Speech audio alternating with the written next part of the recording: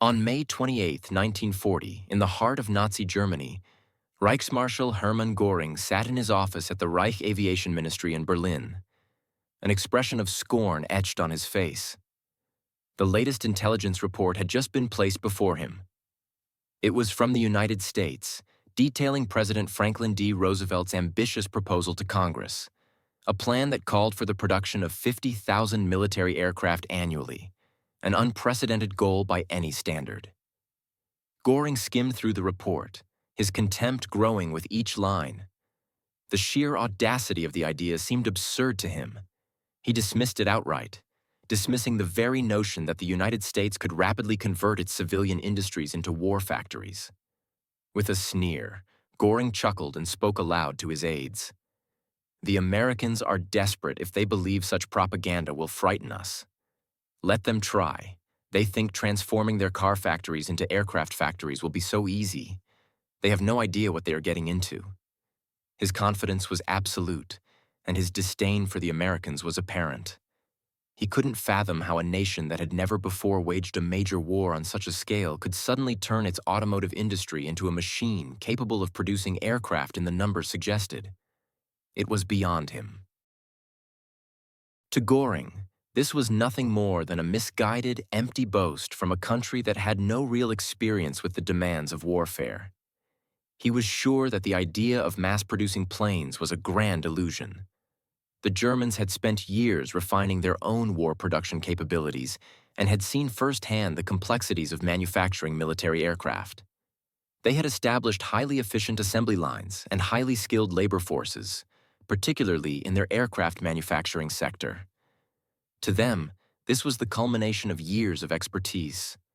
No one, certainly not the Americans, could simply jump into the game and produce warplanes in the quantities described.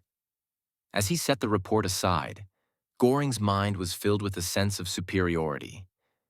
After all, Germany had the most advanced aircraft, the best pilots, and the most effective military strategies. He had no doubt that the Reich would continue to dominate the skies over Europe. He believed the Americans had overestimated their abilities and underestimated the challenges of military manufacturing. Transforming car plants into aircraft factories? It seemed almost laughable. They simply didn't have the experience or the infrastructure to match Germany's war machine. What Göring failed to realize, however, was that even as he mocked the American proposal, something was already unfolding in the United States that would change the course of history.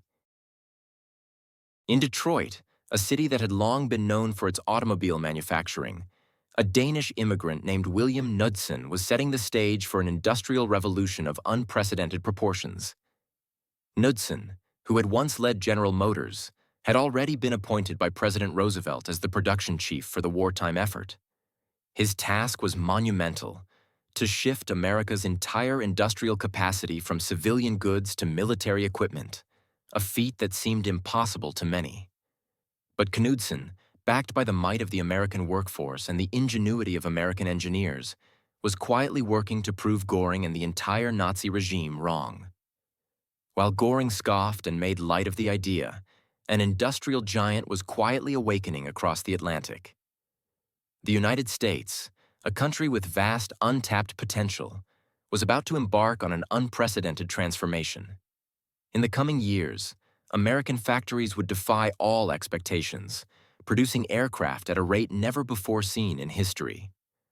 What Göring failed to understand was that mass production, when coupled with the sheer scale of America's industrial capacity, could turn the impossible into reality. But Göring's arrogance and narrow view of industrial warfare blinded him to the future. He was focused on Germany's technological superiority, believing that the power of his Luftwaffe and the precision of its machines would be enough to secure victory. Meanwhile, the Americans, starting with an idea that Göring thought laughable, were already setting in motion the processes that would lead to their own domination in industrial production, a domination that would soon translate into military supremacy. As Göring relaxed in his chair, believing the war was already won for Germany, the Americans were quietly preparing to change the world.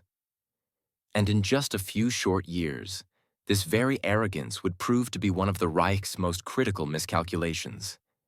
The failure to recognize the power of industrial mobilization and the immense scale of American production would cost Germany more than just the skies. They would lose the war. And all the while, Göring's laugh would echo as a symbol of the catastrophic underestimation of America's true industrial capabilities. In Detroit, between 1939 and 1941, the transformation of the American industrial landscape began to unfold at an astonishing pace. At the heart of this transformation was William Knudsen, the former president of General Motors, who had been appointed by President Franklin D. Roosevelt to oversee the massive shift in production from civilian goods to war materials. Knudsen, now working for a token salary of $1 per year, had an enormous task before him. His mission was to orchestrate the most ambitious and rapid industrial mobilization the world had ever seen. While much of the world remained skeptical about the feasibility of such an undertaking, Knudsen's drive and vision would soon prove the doubters wrong. In the early years of the war, the United States faced a considerable challenge. Unlike Germany, which had already been refining its war production capabilities for several years, the United States had a relatively small military-industrial base at the outset of World War II. In 1939, the U.S. had produced only 3,611 military aircraft, and its Army Air Corps was equipped with just 1,700 combat planes, many of which were outdated. Yet Roosevelt's goal was clear. He sought to increase production by a staggering factor of 14, with an aim to produce at least 50,000 aircraft annually, a target that seemed impossible to many. Even within the U.S., some believed the task was too great to achieve, but Knudsen was determined to prove otherwise.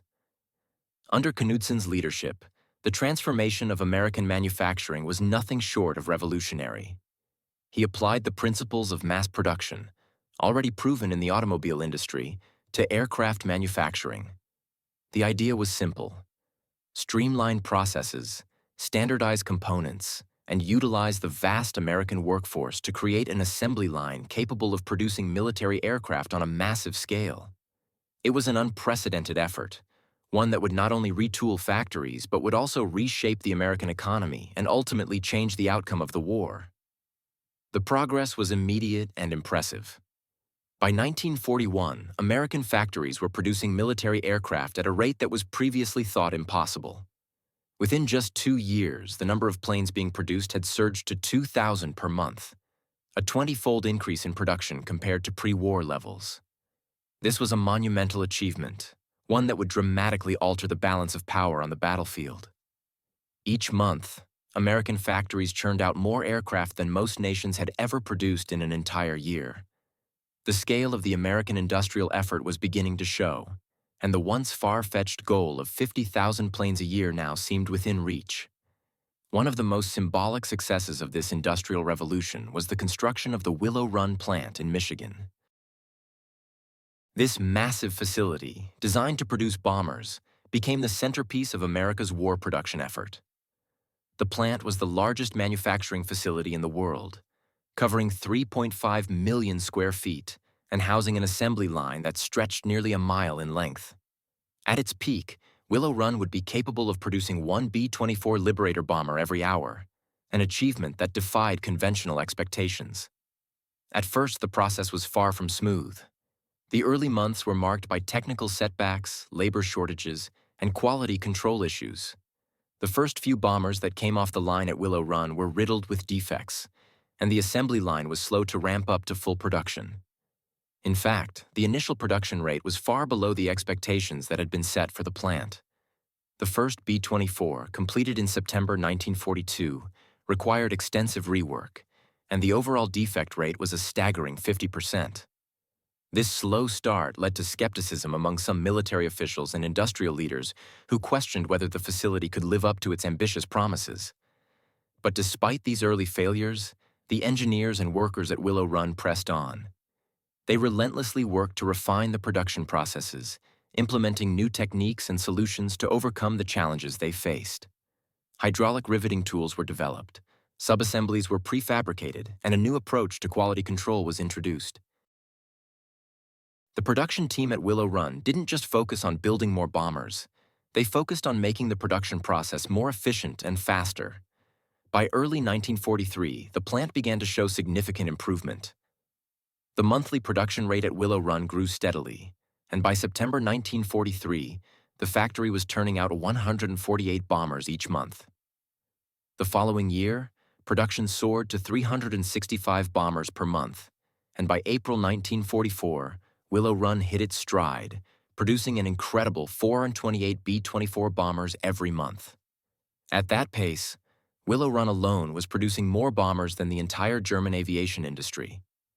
This rapid increase in production had far-reaching consequences.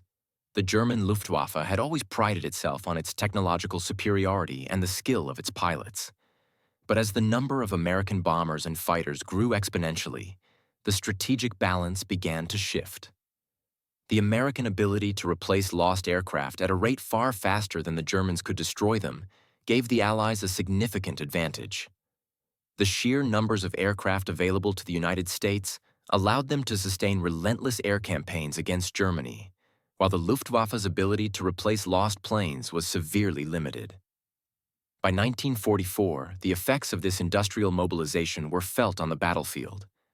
The United States had become the undisputed leader in aircraft production, far surpassing Germany's output.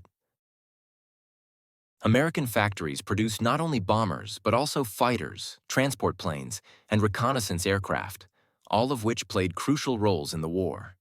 The U.S. production rate had reached a level that made it nearly impossible for the Axis powers to keep up.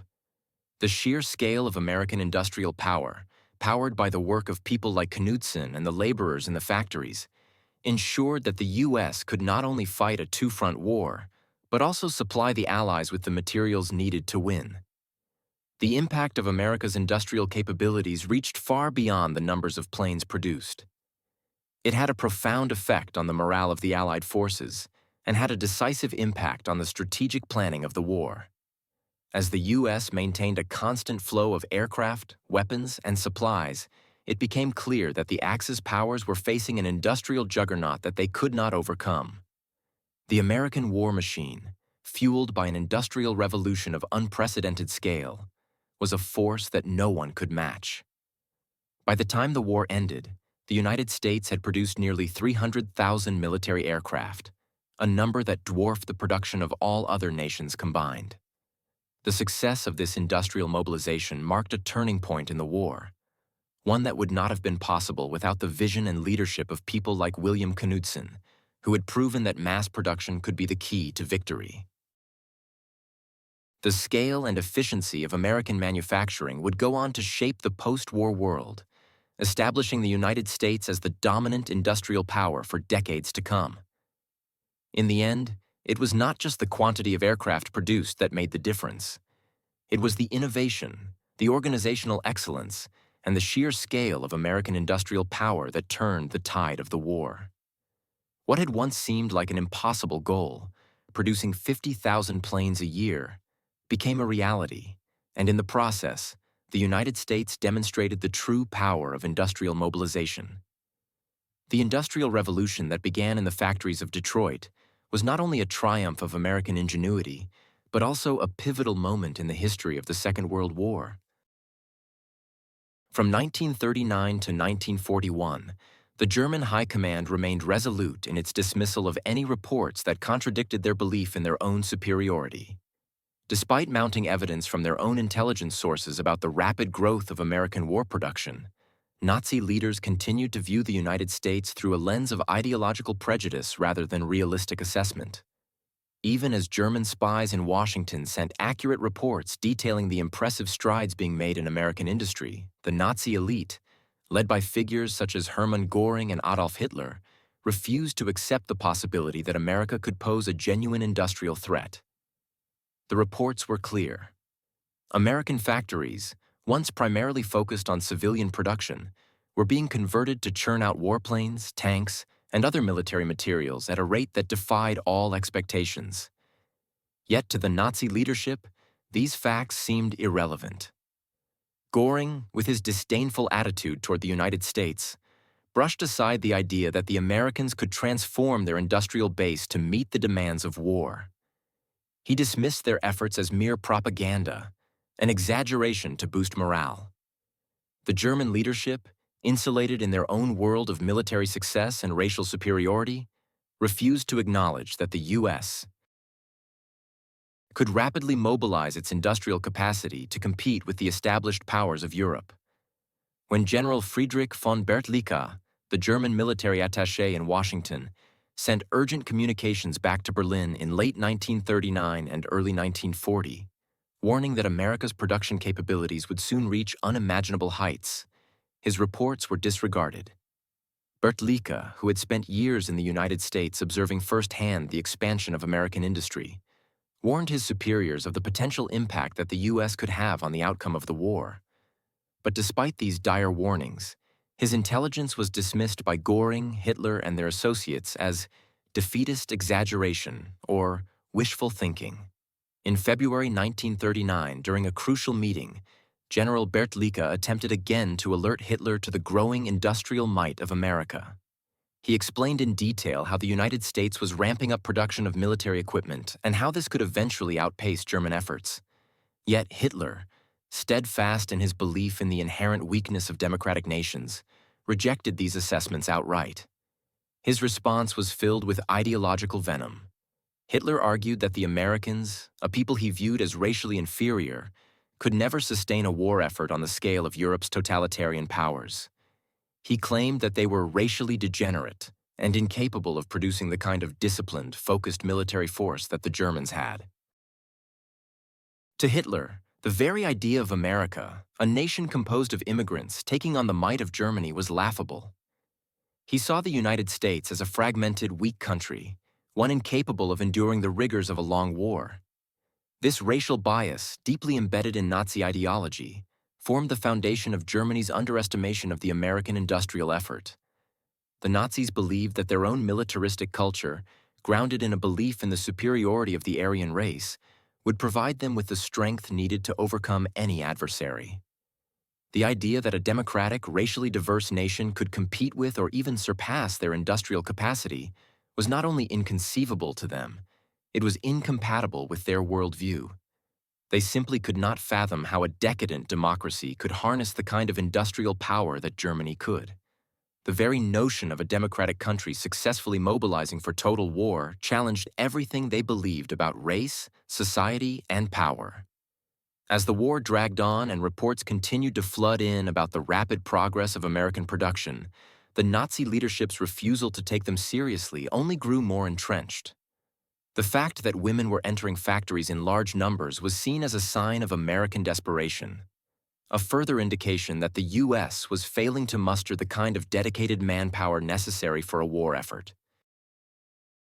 Yet, while the German leadership clung to their distorted views of racial purity and military superiority, the U.S. was quietly forging ahead, increasing its production of war materials at a pace never before seen in history.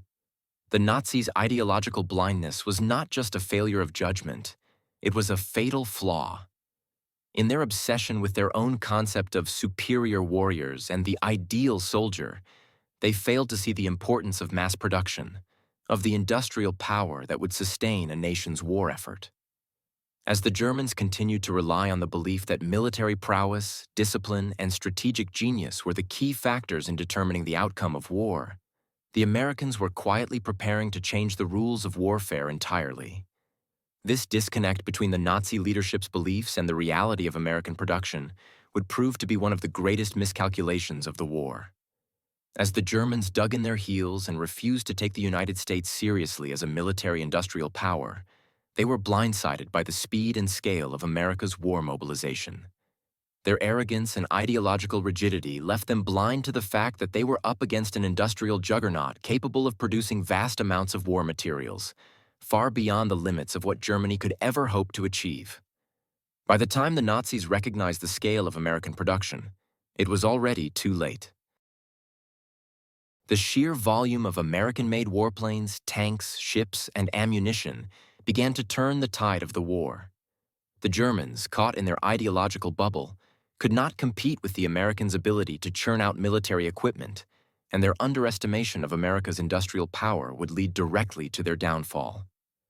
The Nazis' refusal to acknowledge the full potential of the United States, blinded by their own racial theories and delusions of military superiority, would go down in history as one of the most catastrophic strategic errors of the Second World War. From 1941 to 1943, American industry faced numerous challenges as it transitioned from peacetime production to the demands of a global war.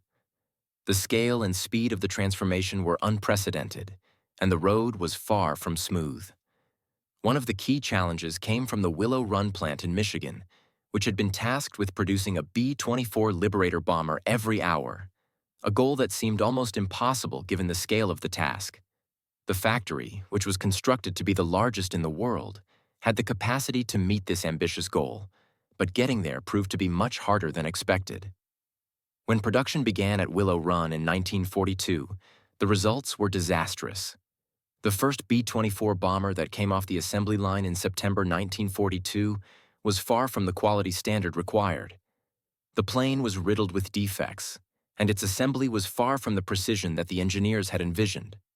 The entire bomber needed to be completely overhauled, making it clear that the process of mass production was not going to be as simple as the factory size and capacity suggested.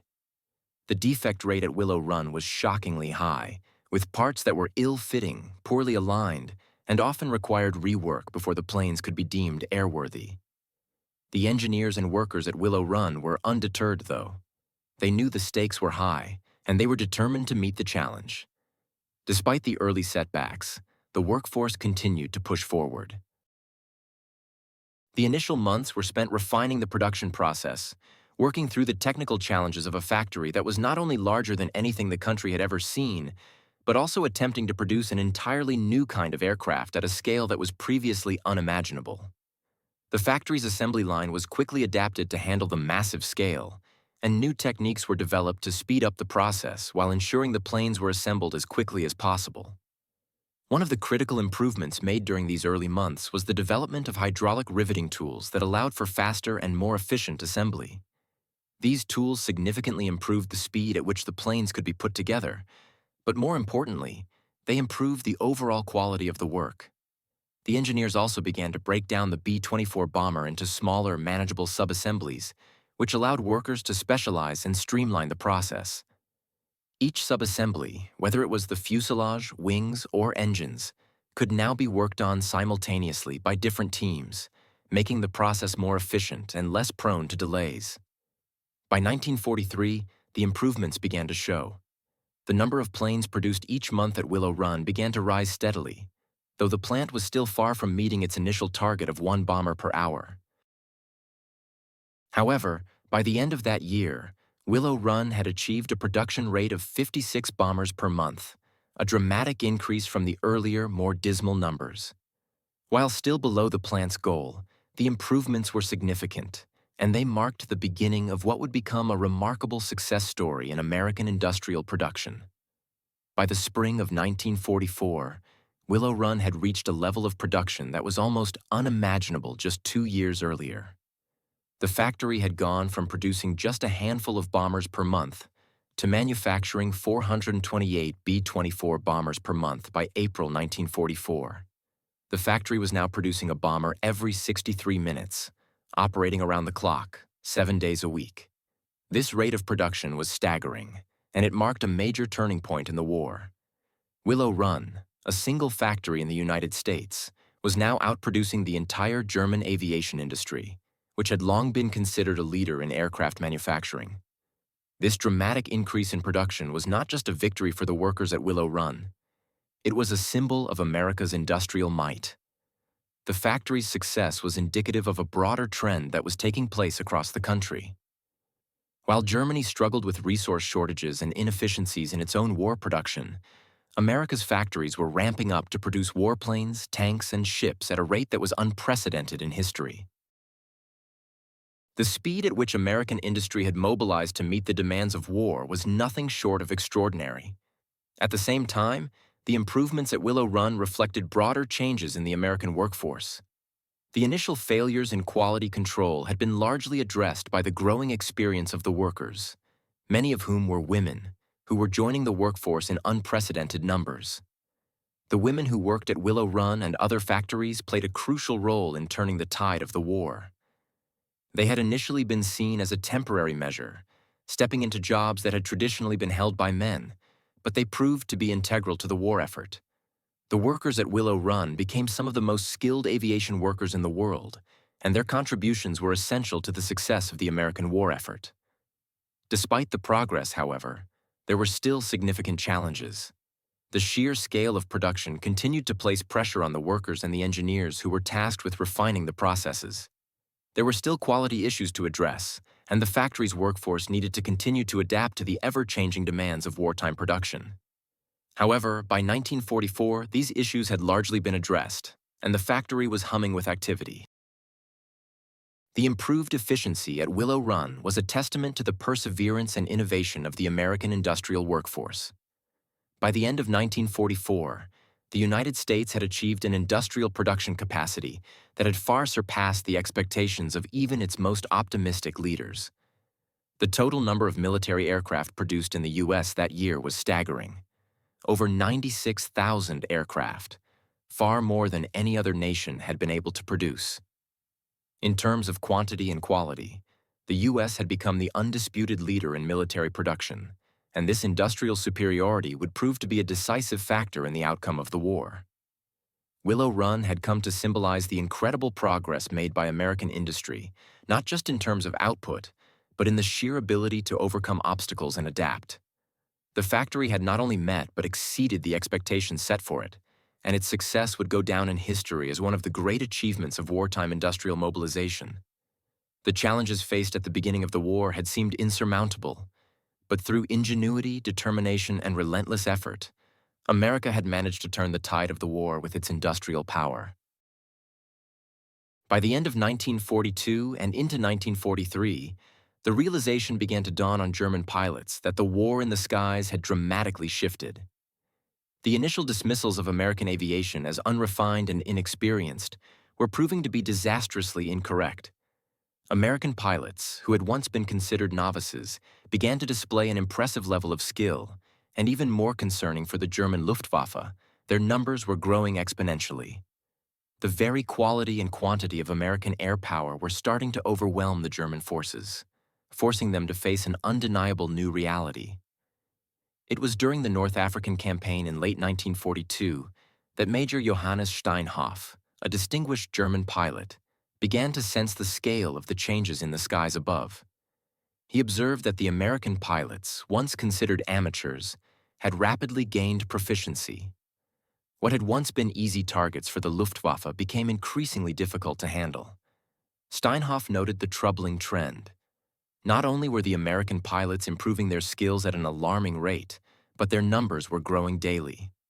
He realized that the Allies were no longer just a secondary threat, but a rapidly advancing power in the air. This was no longer the fight they had expected. The Germans were facing an organized, capable, and expanding air force that could match their own. The German pilots had been accustomed to dominating the skies, but now they were encountering waves of American aircraft that were well coordinated and resilient. The U.S. production machines, working around the clock, were churning out more bombers and fighters than the Germans could ever hope to replace. Every American bomber that went down could be replaced within days or weeks, while every loss the Luftwaffe suffered could not be easily compensated for. The realization began to set in among German airmen that the massive industrial capabilities of the United States were going to be the deciding factor in the war for air supremacy. The full scale of American production superiority began to hit home during the latter half of 1943, when the U.S. started to strike directly at the heart of Germany's war machine, the aircraft manufacturing facilities. As the Allies expanded their bombing campaigns, they targeted the very factories that had once been seen as impenetrable fortresses. These industrial centers, which had been the lifeblood of the German Luftwaffe, were now vulnerable. The Americans, with their expanding bomber fleets, began systematically destroying the factories that the Germans relied on to produce their aircraft. In a stark contrast to the German production system, which relied on limited, overworked facilities and slave labor, the U.S. was able to launch air raids with massive fleets of bombers, escorted by even larger numbers of fighters, to disrupt the enemy's ability to produce planes at a rate that could sustain the demands of the war. Each American bombing raid on the German factories struck at the core of their ability to sustain the war effort. And every bomb that destroyed a factory, every plane that was taken out of production, had a far-reaching effect that rippled through the German war machine. The Luftwaffe, once considered invincible, was now under severe pressure. The losses mounted, and the replacements simply weren't coming fast enough. While the Germans were losing hundreds of aircraft in each engagement, the Americans were maintaining and even increasing their output. They could afford losses and still have enough resources to keep up the pressure. Meanwhile, the Germans were finding themselves unable to replace their most experienced pilots and had no answer for the increasing numbers of American airframes coming off the assembly lines. The impact on the German pilots was profound. Many of them had entered the war with the belief that they were superior in every way to their American counterparts. Now, they found themselves struggling to gain the upper hand in battle. Their once unrivaled tactics and skills were being tested like never before. In the skies over Europe, American bombers, now well escorted by fighters like the P-51 Mustang, were able to fight their way to and from their targets with growing success. German pilots, once accustomed to having the advantage, were increasingly outnumbered and outgunned. For the German Luftwaffe, the turning point came when the American forces began to conduct long-range raids over Germany itself. On January 27, 1943, the first American bombers attacked targets in Germany, marking a bold escalation in the Allied campaign. The Germans quickly realized that they could no longer keep their production facilities safe from such relentless air attacks. The U.S. bombing raids didn't just destroy planes. They crippled the German war effort at its roots. The ability to replace planes and pilots became a logistical nightmare for the Germans, while the Americans seemed to be able to replenish their losses with ease. By the summer of 1943, it was clear that the Luftwaffe was beginning to falter.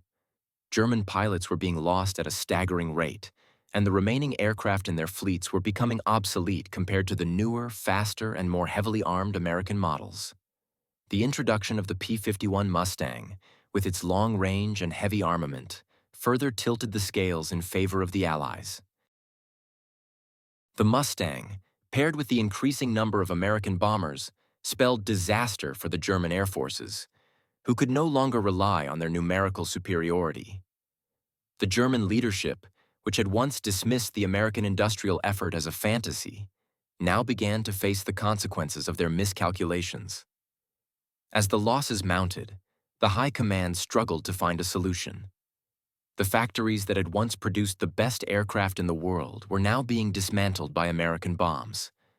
The Germans could not maintain their air dominance in the face of such overwhelming production capacity. The balance of power in the skies had irrevocably shifted. What was once thought to be an insurmountable advantage for the Germans, their air superiority, was slowly being eroded by the unstoppable force of American industry. In 1943, German pilots began to realize that the sheer numbers and the quality of American aircraft had become an unstoppable force. The Americans were no longer just another adversary. They had become the industrial behemoth that could outproduce the Germans at every turn. The Luftwaffe, which had once been the pride of Nazi Germany, was now fighting a losing battle, not just against better planes, but against a superior production system that could replace everything the Germans lost. The reality of American industrial superiority began to sink in with every passing raid, every lost aircraft, and every factory that fell victim to the relentless bombing campaigns. German pilots, once the elite of the world's air forces, now had to contend with the fact that their opponents were not only better equipped, but also backed by an industrial machine that could sustain a war on a scale Germany had never dreamed of. The realization was hard to bear, but it was inescapable. The Germans were no longer in control of the skies. By 1943, the tide of the war was increasingly being determined by industrial production, and the United States was beginning to see the fruits of its massive war production efforts. American factories, already producing a staggering number of warplanes, began manufacturing 2,500 fighters per month. an incredible output that seemed to defy the losses they sustained in combat. The sheer volume of aircraft being produced in the United States, coupled with the country's advanced manufacturing capabilities, began to give the Allies a decisive edge over the Axis powers. As the number of American aircraft continued to grow, the reality of their industrial might became evident in every engagement. The most significant demonstration of this overwhelming production power came during the Big Week of February 1944, a major Allied air campaign in which the United States and Great Britain launched over 3,500 bombing sorties against German aircraft production facilities and airfields. The goal was clear: to cripple the German Luftwaffe's ability to continue the war in the air. The massive scale of the operation was a direct result of American industrial superiority, as the U.S. could afford to send thousands of bombers and fighters into action while sustaining heavy losses. The bombardments and fighter escorts targeted not just military positions, but also the industrial heart of the Luftwaffe, where German aircraft were being manufactured. These strikes were devastating, leading to the destruction of hundreds of German aircraft and irreparable damage to the factories that had once been the backbone of the Luftwaffe's superiority. As the war progressed, the advantages of American production became even more evident. The United States began to dominate the skies, with the B-17 Flying Fortress and the B-24 Liberator bombers leading the charge. These heavy bombers, supported by the P-51 Mustang fighters, had become the backbone of American air superiority. While the B-17 and B-24 suffered significant losses, they continued to press the attack on German industry, ensuring that their efforts were not in vain. The P-51 Mustang, in particular, played a crucial role in protecting the bombers during long-range missions, ensuring that the United States could strike deeper into German territory while maintaining its air superiority. By contrast, the German Luftwaffe was rapidly losing its ability to replace its aircraft. Each month, Germany was losing over 1,200 fighters, a staggering number that depleted its ranks of experienced pilots and aircraft. In response to the increasing pressure from American air power, the Luftwaffe attempted to disperse its production facilities, building them in underground bunkers and employing slave labor to maintain production. However, these efforts proved largely ineffective. The Germans were simply unable to match the scale and efficiency of American manufacturing. Even when they tried to build more advanced aircraft such as the Me-262 jet, production was limited, and the planes themselves were plagued by technical issues and material shortages. While the Me-262 represented a technological breakthrough, it came too late and in too small quantities to reverse the tide of the air war.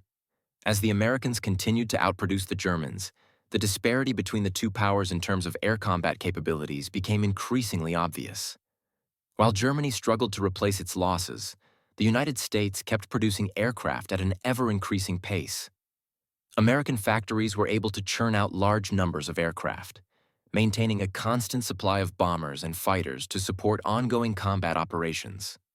The ability of the U.S. to replace its losses so rapidly meant that it could sustain high-intensity operations over extended periods of time, a capability the Germans simply could not match. American aircraft, particularly the P-51 Mustang, were outclassing their German counterparts in terms of performance, range, and firepower. In 1944, the U.S. reached new heights of production, producing over 96,000 aircraft in that single year alone. This was more than the entire output of the German aircraft industry over the course of the war. The numbers alone were staggering. While Germany's aircraft industry was under constant attack and its workforce was being decimated by bombing raids, American factories were operating at full capacity, turning out thousands of new planes each month. The mass production of military aircraft in the United States was a key factor in the ultimate defeat of the Luftwaffe and the Allied victory in the air war. The effects of this industrial superiority were not limited to aircraft. The United States was also able to produce vast amounts of bombs, fuel, ammunition, and other essential war materials. The scale of production, backed by a highly efficient logistical system, meant that the U.S. could sustain continuous military campaigns across both the European and Pacific theaters. The logistical and industrial strength of the United States allowed it to fight a two-front war, supplying not just its own forces, but also providing vital aid to its allies through the Lend-Lease program. This immense industrial output enabled the United States to maintain a consistent supply of materials, even as losses mounted in both theaters of war. By the time of the D-Day landings in June 1944, the U.S. had established clear air superiority over Europe. The ability to launch massive air raids, with bombers escorted by large formations of fighters, had shifted the balance of power in the air. German fighters were increasingly outmatched, not just in terms of raw firepower, but also in terms of numbers. The Americans were able to absorb losses in aircraft and still maintain overwhelming superiority, while the Germans were struggling to replace their own losses. As Allied bombers flew deeper into Germany and American fighters began to patrol German airspace, the Luftwaffe found itself outnumbered and outgunned. Throughout 1944, American air forces continued to increase their dominance. The raids over Germany became more frequent and more devastating. The introduction of long-range bombers, such as the B-29 Superfortress, further tipped the scales in favor of the Allies. The B-29 was capable of reaching targets deep within German territory, and its bomb loads were capable of causing severe damage to German infrastructure. The U.S. also began to attack the German oil fields, which were critical to the Nazi war effort. By targeting these facilities, the Allies crippled Germany's ability to fuel its war machine, further weakening its ability to fight on multiple fronts. The American production miracle had not only shifted the balance of power in the air, but had also fundamentally altered the nature of the war. The United States had proven that industrial power, when harnessed correctly, could be just as decisive as military strategy. The ability to outproduce the enemy, to replace losses faster than they could be inflicted, had given the Allies a clear edge.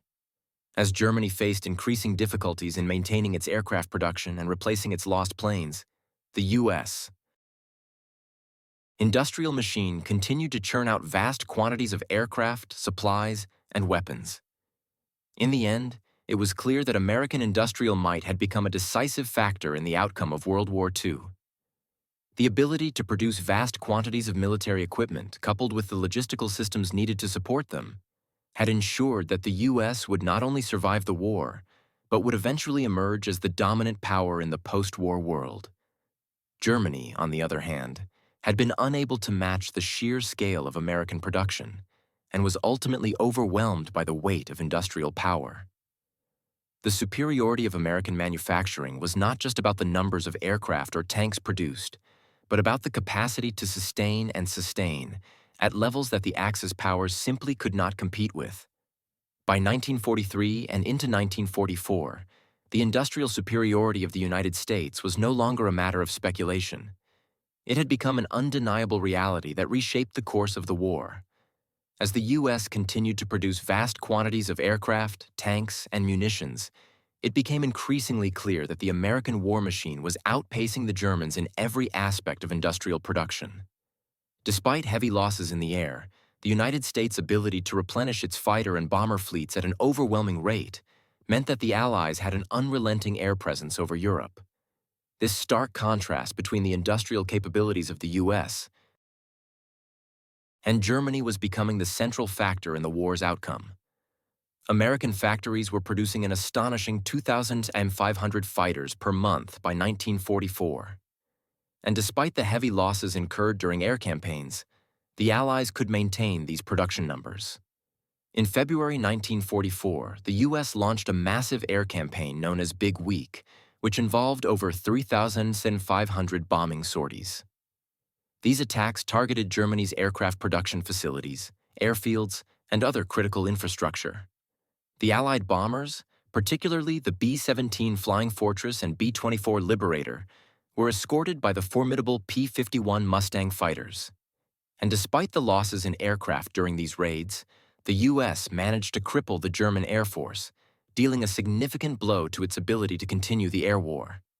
With each passing raid, the numbers of German planes in the sky dwindled, while the U.S. continued to churn out new aircraft at an unparalleled pace.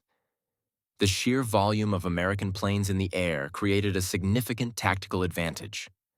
While individual bombers and fighters were lost in battles over Germany, These losses were quickly compensated for by the sheer production capacity of the United States. American bombers, particularly the B-17s and B-24s, began to dominate the skies, supported by the long-range P-51 Mustangs that could escort the bombers deep into enemy territory and protect them from Luftwaffe fighters.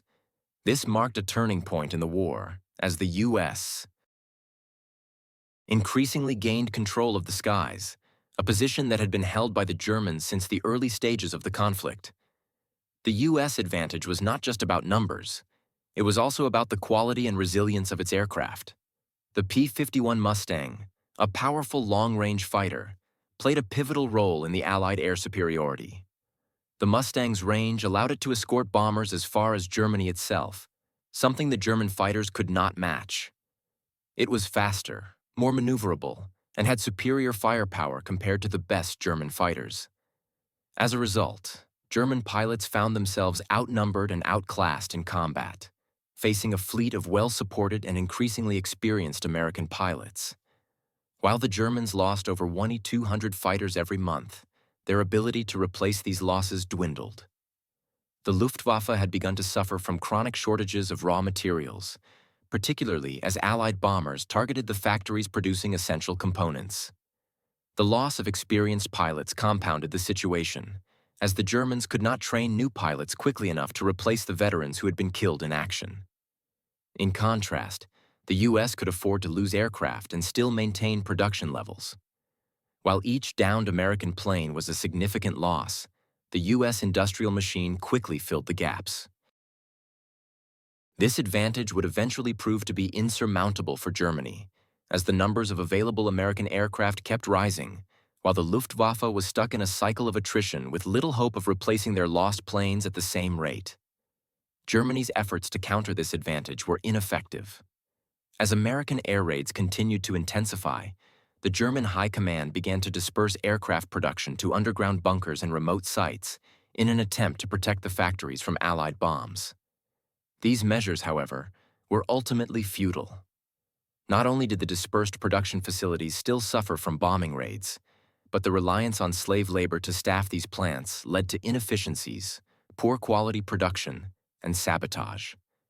The German attempt to build a more advanced fighter aircraft, such as the Me-262 jet, was too little too late. While the Me-262 represented a technological breakthrough, its production was slow and its quality was inconsistent. Furthermore, the aircraft was plagued by design flaws and limited availability, rendering it less effective in combat. In contrast, the U.S. had already perfected mass production techniques, allowing them to produce fighters like the P-51 Mustang in the quantities and quality needed to maintain air superiority. The U.S. bombing campaigns, which targeted key German military production centers, had a devastating impact. The Allies hit not just aircraft factories but also oil refineries, transportation hubs, and other vital infrastructure. The destruction of these resources weakened Germany's ability to wage war, as fuel shortages began to cripple their military operations. By targeting oil supplies, the Allies effectively throttled Germany's ability to power its vehicles, aircraft, and tanks.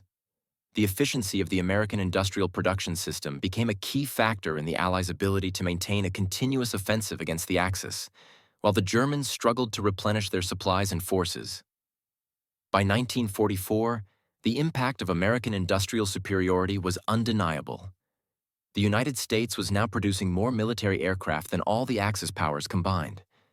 The American war machine was not only supplying its own forces, but also supporting its allies with the weapons and equipment necessary to continue the fight.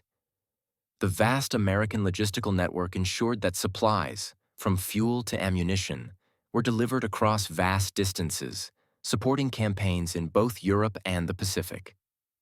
This unmatched capacity to produce and deliver war materials was a decisive advantage that the Axis powers could not hope to overcome.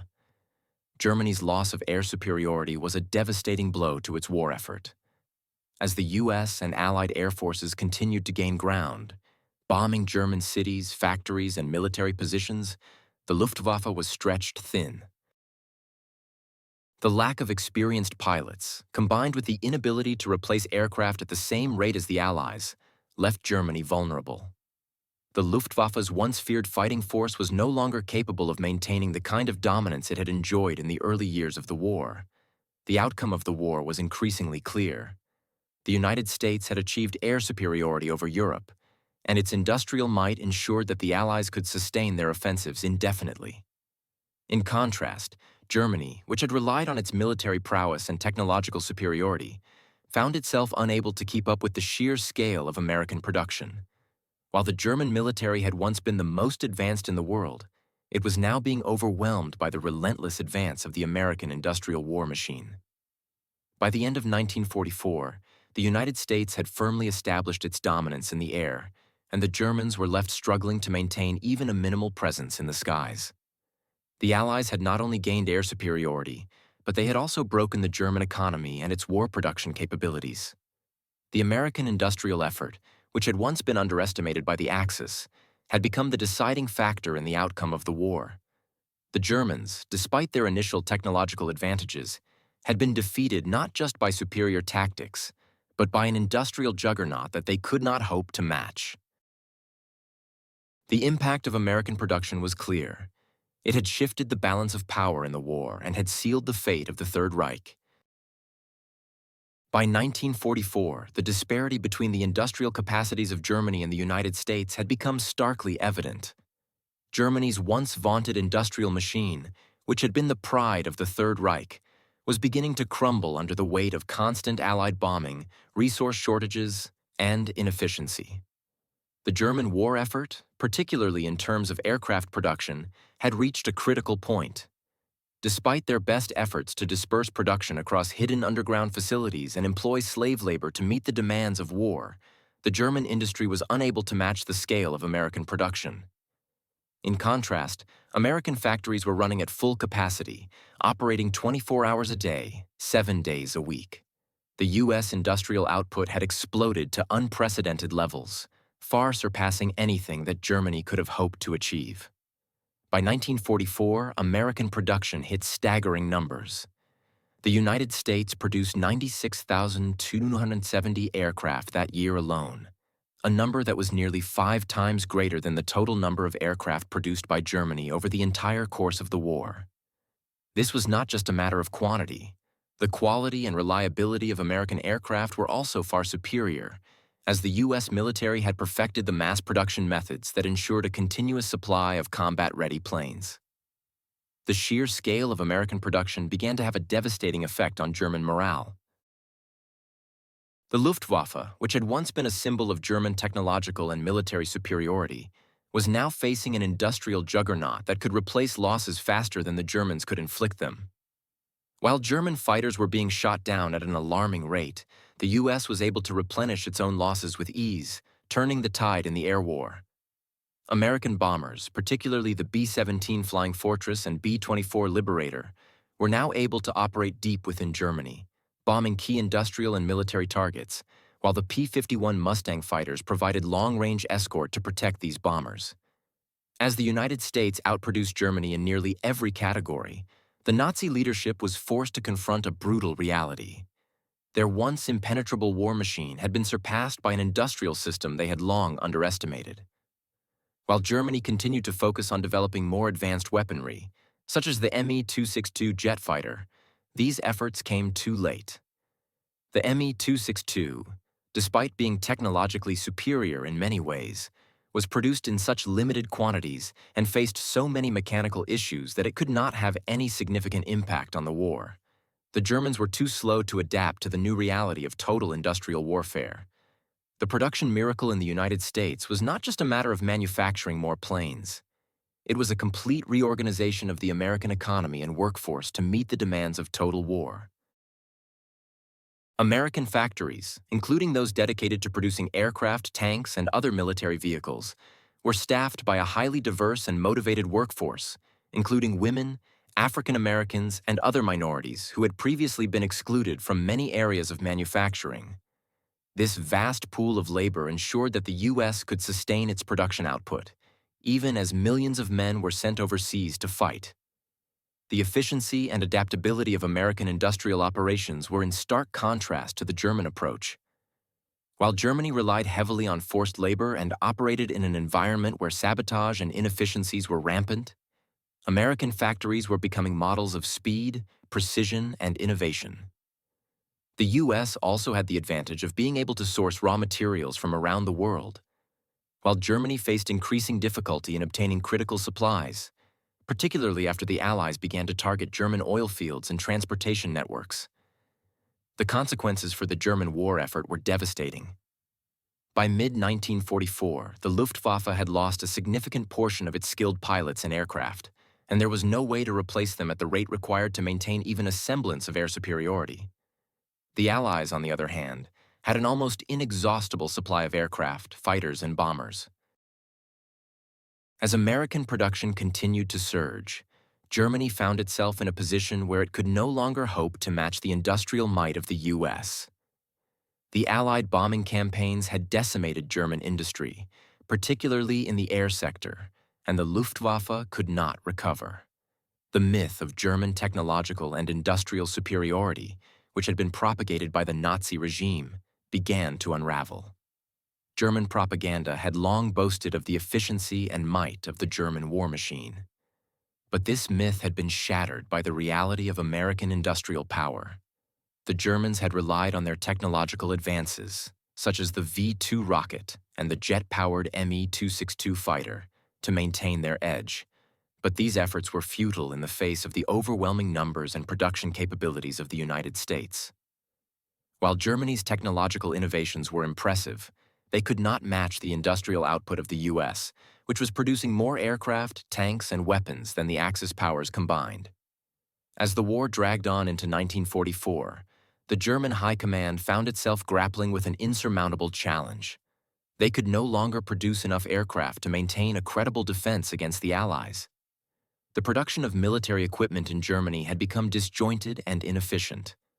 In contrast, the United States was producing so many planes and tanks that each loss, while tragic, was not crippling. The Americans had learned how to absorb losses and continue fighting with relentless momentum, something the Germans could not do. In the air, the Americans had gained complete dominance. The Allies could now launch massive bombing raids against Germany with little fear of significant opposition. The B-17s, B-24s, and P-51 Mustangs became a symbol of American power, and their presence in the skies above Europe was a constant reminder to the Germans that their industrial system had been outpaced.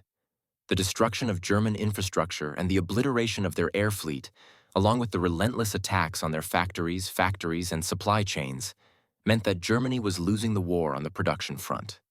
The Allies' industrial might had made victory all but inevitable. By the summer of 1944, the Germans could no longer pretend that their superior technology or their strategic brilliance would carry them through to victory. The American industrial effort had shattered the Nazi myth of technological and military superiority. The sheer volume of aircraft and tanks produced by the United States left Germany in a hopeless position. The American war effort had not only outproduced the Axis powers, but had also changed the very nature of warfare. The ability to mass-produce weapons, replace lost units, and sustain military operations over long periods had become the defining factor in the war, and the United States was the clear leader in this new form of industrial warfare. The myth of German superiority, once so firmly entrenched in the Nazi narrative, was laid bare for what it was, a dangerous and delusional belief. The Allies had proven that when it came to the war of production, quantity and sustained effort were the true measures of success. Germany, despite its technological innovations, could not compete with the sheer scale of American industry, and it was this mismatch that ultimately sealed its defeat.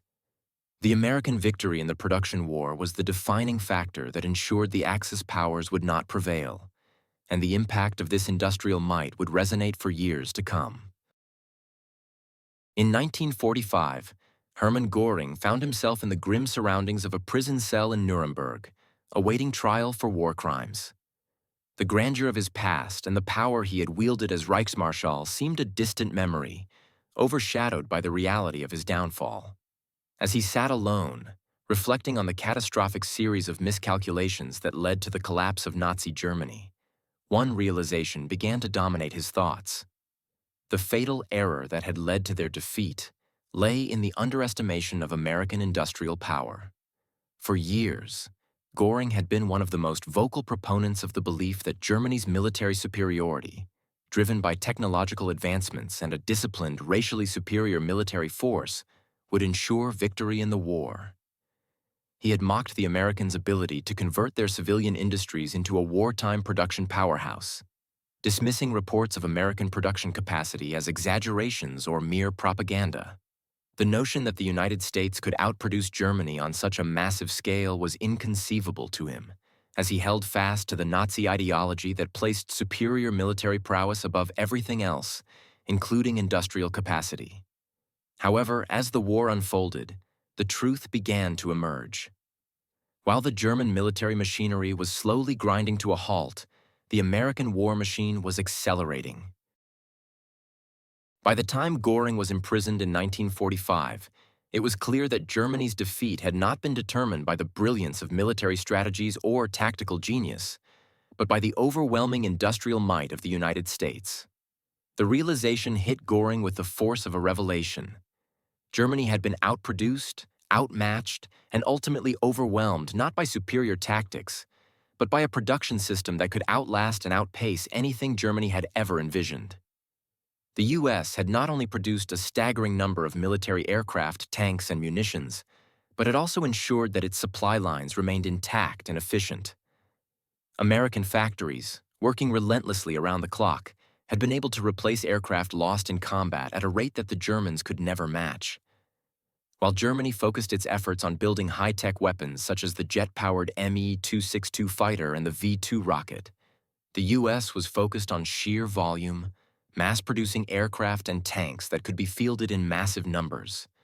The Allies could afford to suffer heavy losses while maintaining air superiority and overwhelming ground forces, whereas Germany's ability to replace its losses was limited by bombed factories, fuel shortages, and a diminishing workforce. As Göring sat in his cell, the reality of what had happened to the Luftwaffe, the pride of the German military, became painfully clear. The once mighty Luftwaffe had been decimated not by superior aircraft, but by the simple fact that it could not replace its losses fast enough. The Americans, with their vast industrial capacity, could produce thousands of aircraft each month. In contrast, Germany was losing its best pilots and planes faster than they could be replaced. The war had been decided not by the superior quality of Germany's aircraft, but by the superior quantity produced by the United States. For Göring, the realization that the war had been won by industry and not by military might was a bitter pill to swallow. He had spent years dismissing the industrial capabilities of the United States, convinced that their military would crumble under the pressures of war. Instead, it was Germany's own industry that had failed. The ability of the U.S. to continuously produce warplanes, tanks, and other military equipment in the face of mounting losses gave the Allies a decisive advantage.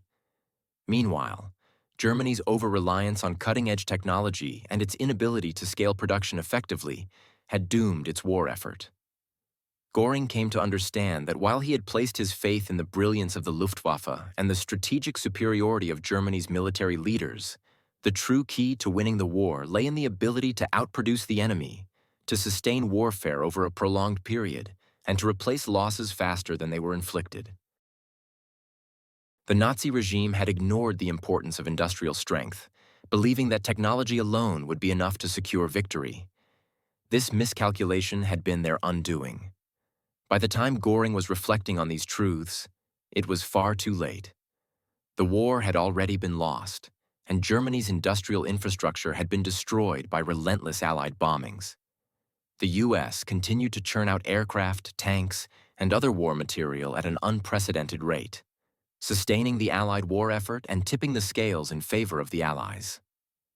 The once feared Luftwaffe was now in disarray, its pilots exhausted and its aircraft severely outnumbered.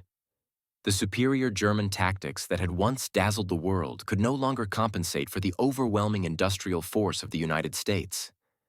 As Göring sat in his cell, he began to acknowledge that it was not the brilliance of the German military, nor the innovation of its technological advances, that had ultimately determined the outcome of the war.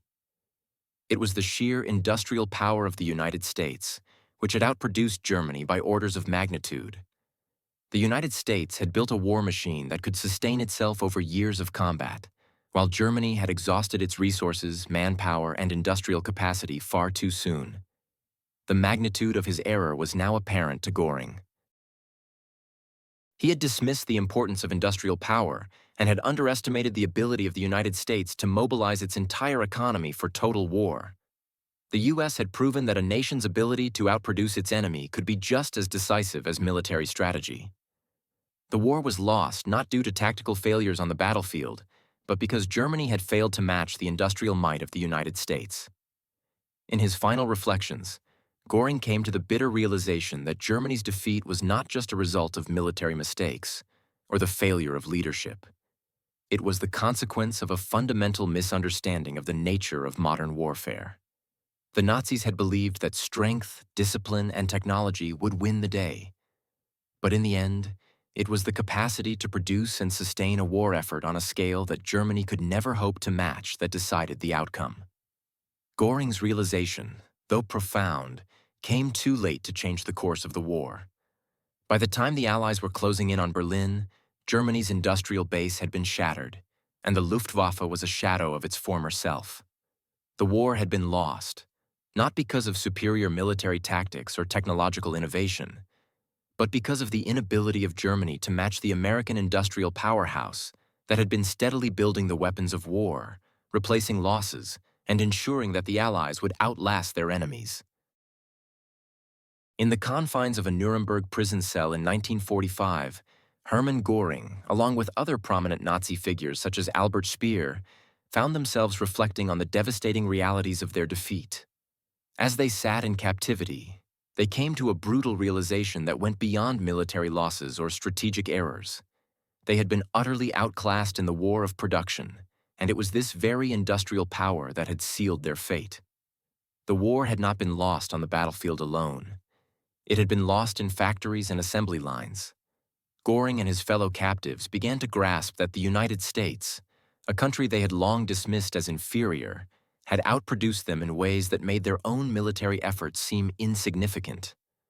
What had once seemed like a distant dream in the minds of American planners, transforming their civilian industrial base into an unrelenting war machine, had become a living reality. The speed, scale, and efficiency with which the U.S. had mobilized its economy for total war had utterly eclipsed the capacity of Nazi Germany. Their industry, once touted as one of the most formidable in the world, had been no match for the sheer magnitude of American production. As the prisoners sat in reflection, the extent of the American achievement became clearer to them. By 1944, the United States was producing more aircraft than all the Axis powers combined. The number was staggering: 96,270 aircraft in a single year, 5 times more than what Germany had produced over the entire course of the war. This figure alone was a testament to the vast gap between the industrial might of the two nations. For Göring, who had once dismissed reports of American industrial prowess as propaganda, this revelation was a crushing blow. The United States had not just matched the Axis powers in terms of war production.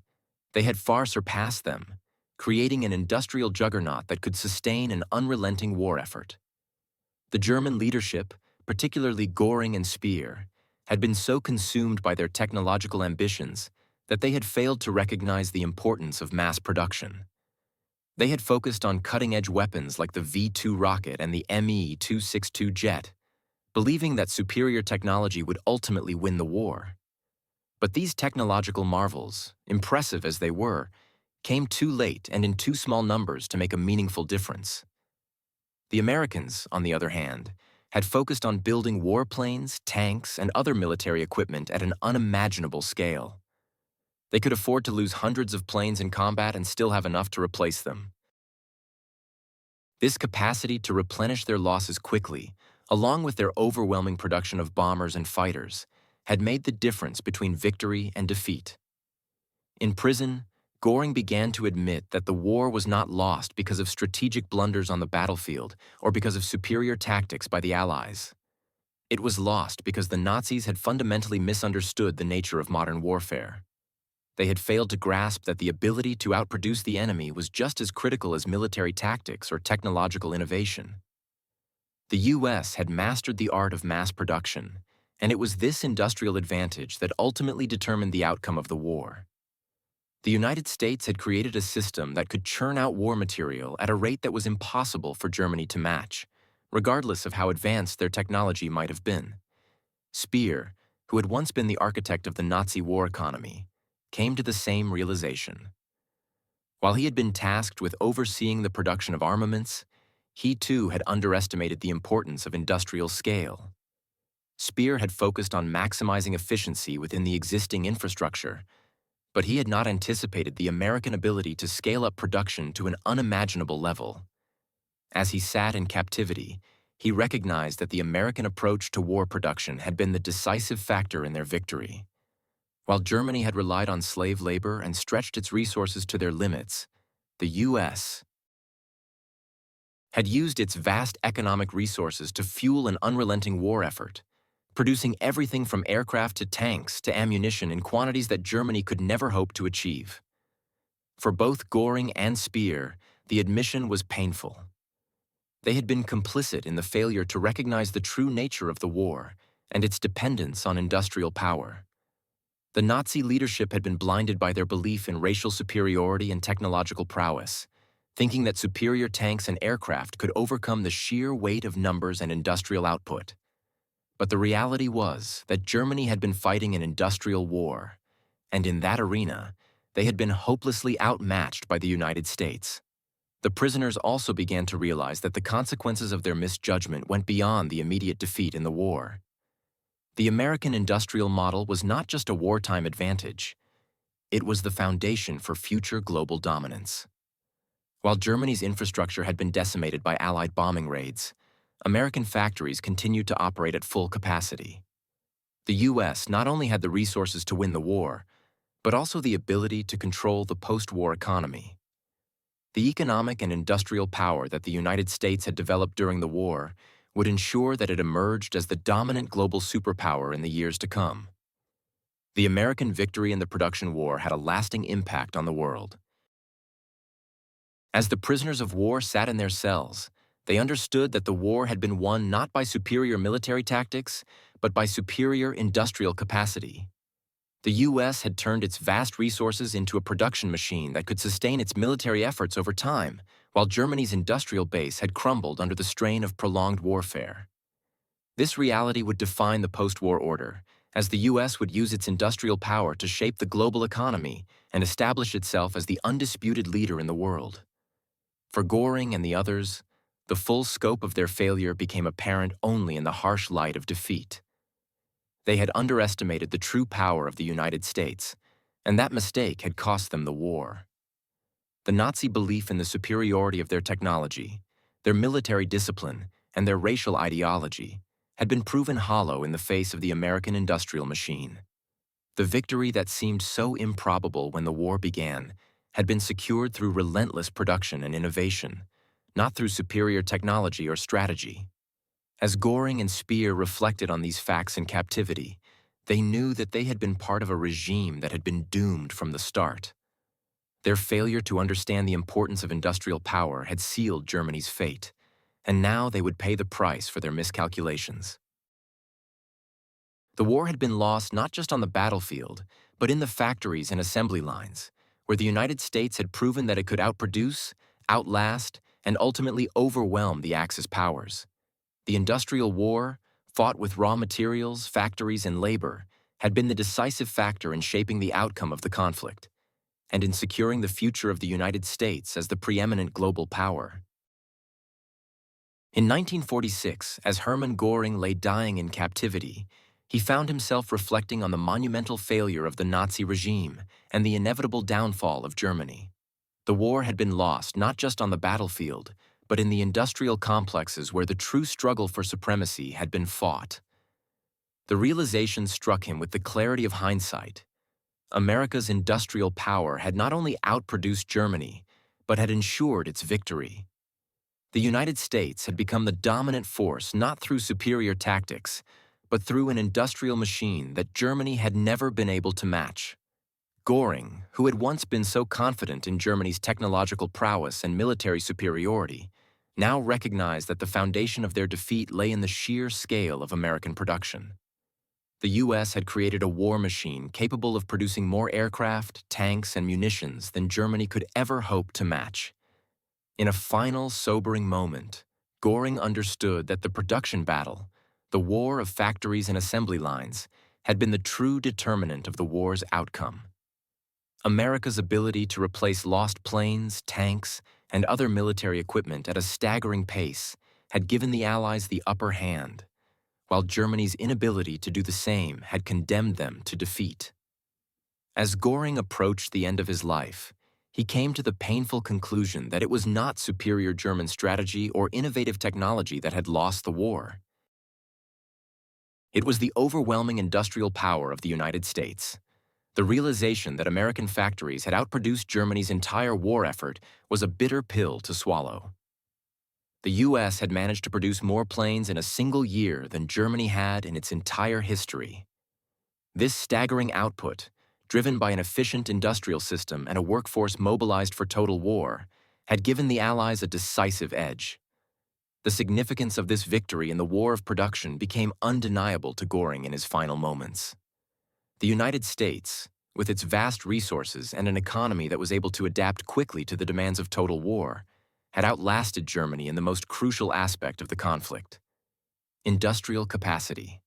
While Germany had focused on cutting-edge weapons and the military genius of its leaders, it had failed to understand that modern warfare was a war of attrition, and the ability to replenish lost resources was far more important than the technological sophistication of individual weapons. The United States had understood this and had built a system that could keep the war machine running long after the Axis powers had exhausted their own resources. As he reflected on the course of the war, Göring could not ignore the fact that the Nazis had underestimated American production from the very beginning. When President Roosevelt called for an unprecedented increase in aircraft production, Göring had scoffed, dismissing the notion that America could ever build the planes it claimed it would. He had been wrong. The sheer magnitude of the U.S. industrial output had shattered his earlier beliefs, and the realization of this failure haunted him in his final days. America's ability to turn its factories into war machines had not only secured the victory, but had ensured that the Allies would remain the dominant force in the post-war world. The historical significance of this outcome was clear to Göring as he neared death. The United States had not only won the war, but had set the stage for future global dominance. The industrial system that had been perfected during the war would allow the U.S. to maintain its position as the world's preeminent power for decades to come. The transformation of American industry, the efficiency with which it had mobilized, and the sheer scale of its output had been the true key to victory. This victory was not just about defeating Germany, but about cementing the United States' place at the top of the global order. As Göring's life came to an end, the magnitude of the mistake that had led to the downfall of the Nazi regime became painfully clear. The Germans had fought a war they could not sustain. Their technological advancements, while impressive, were no match for the industrial power of the United States. In the end, it was not the battlefield or the brilliance of military commanders that determined the war's outcome, but the vast capacity to produce the weapons and resources needed to sustain a prolonged conflict. Germany had been defeated in the war of production, and this defeat was what ultimately led to the collapse of the Third Reich. Göring's last thoughts were likely consumed with the knowledge that the war had been lost, not because of military incompetence or poor strategy, but because Germany had failed to recognize the true nature of modern warfare. The war had been won in the factories, in the assembly lines, and in the logistics that powered the American war effort. The United States had proven that industrial capacity was just as decisive as military strategy, and in this arena, they had emerged victorious. The final outcome was inevitable. Germany had been outproduced, outlasted, and ultimately defeated. The Nazis had been unable to keep up with the scale and efficiency of the American industrial machine, and this had sealed their fate. As Göring passed away, the legacy of the war was clear. America's victory was not just a military triumph, but an industrial one that would shape the global landscape for decades to come. The United States had not only won the war, but had set the foundation for its future dominance. The war of production had been won, and in that victory, America had cemented its place as the world's leading power, while the Nazis were left to rue their fateful underestimation of the American industrial might.